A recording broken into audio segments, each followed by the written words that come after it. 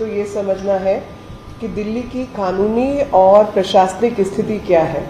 दिल्ली की कानूनी और प्रशासनिक स्थिति ये है कि ये यूनियन टेरिटरी है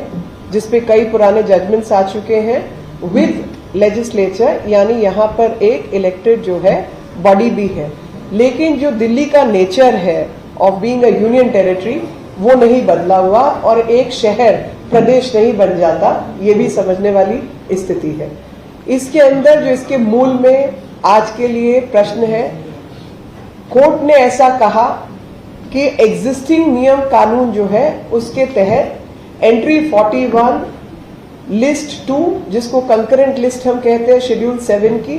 उसके तहत सर्विसेज को लेकर कोई स्पेसिफिक नियम कानून नहीं है। इसलिए उनकी राय है कि सर्विसेज का जो अधिकार है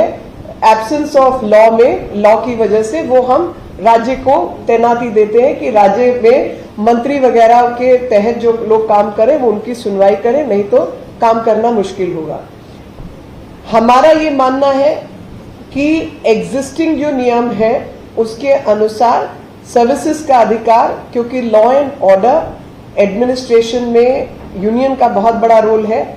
और संसद का सबसे बड़ा रोल है, तो उसके तहत ये अधिकार केंद्र के पास है। और इसीलिए इससे पूर्व में एक और पहले जजमेंट आ चुका है, कई जजमेंट्स आ चुके हैं। हमारी मान्यता है कि ये पर्टिकुलर जजमेंट उनके कॉन्ट्राडिक्शन में है, मगर जैसे भी अगर हम इस जजमेंट को भी मान लें तो इस जजमेंट के तहत ही कोर्ट ने खुद लिखा है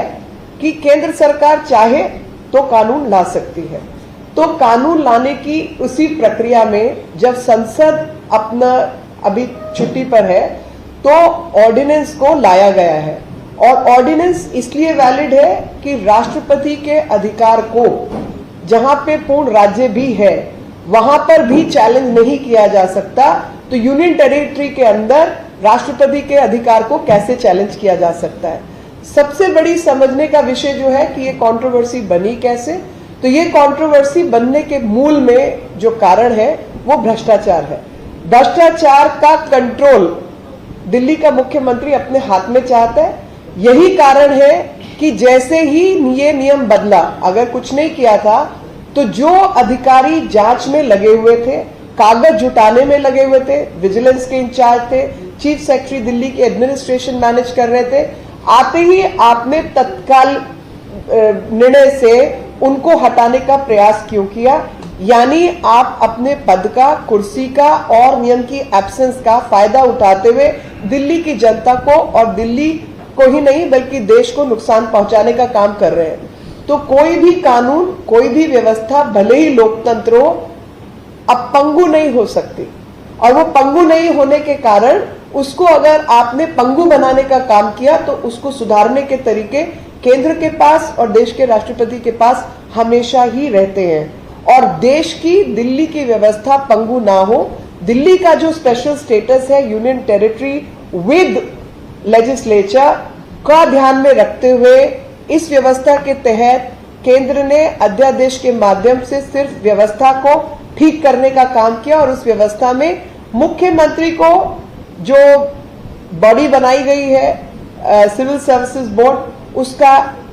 अधिकारी ही नहीं बल्कि उसको चेयरमैन बनाया गया है। चीफ सेक्रेटरी और प्रिंसिपल सेक्रेटरी उसके अंदर जो है मेंबर रहेंगे, और दिल्ली में कोई भी पोस्टिंग ट्रांसफर होगी ये 3 लोगों के सहयोग से ही होगी। और जहां कहीं भी, मतलब जैसे मेजॉरिटी का रूल होता है कि अगर 3 में से 2 लोग किस तरफ है उसी के आधार पर निर्णय होगा, मगर कहीं पे भी कॉन्फ्लिक्टिंग ओपिनियन होगी तो वो कॉन्फ्लिक्टिंग ओपिनियन के समय पर उसमें अधिकार एलजी के पास दिया गया है कि वो एलजी जो है उस पर निर्णय ले सके। सिर्फ इतना ही किया है। आप मुझे बताइए कि अगर इन्होंने भ्रष्टाचार नहीं किया था तो जो विजिलेंस में बैठे हुए अधिकारी हैं उनके खिलाफ कार्रवाई करना, मतलब वो क्या नया काम था? अगर कुछ कंप्लेंट थी तो वो पहले होती। चीफ सेक्रेटरी के खिलाफ कार्रवाई करना, अन्य अधिकारियों के खिलाफ कार्रवाई करना, कहीं ना कहीं इनकी जो भ्रष्टाचारी मानसिकता है उसी का परिचय देता है, जो कि नियम कानून को नहीं मानने वाले लोग हैं। नियम कानून का उल्लंघन करके अपना शीश महल खड़ा करते हैं, नियम कानून का उल्लंघन करके एक्साइज पॉलिसी बनाते हैं, नियम कानून का उल्लंघन करके पहले एलजी के घर जाके बैठ गए थे और अभी हाल शुरू में रेल भवन के पास बैठ गए थे। तो ये नियम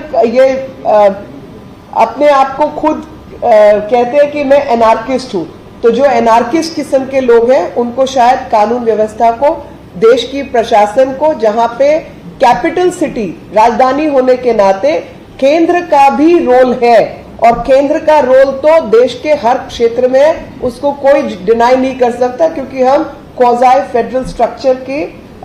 निर्माण में भरोसा रखते हैं और क्वाज़ाई फेडरल स्ट्रक्चर में केंद्र के रोल को कोई भी डाइल्यूट नहीं कर सकता। यही प्रशासनिक और कानून बनाने की व्यवस्था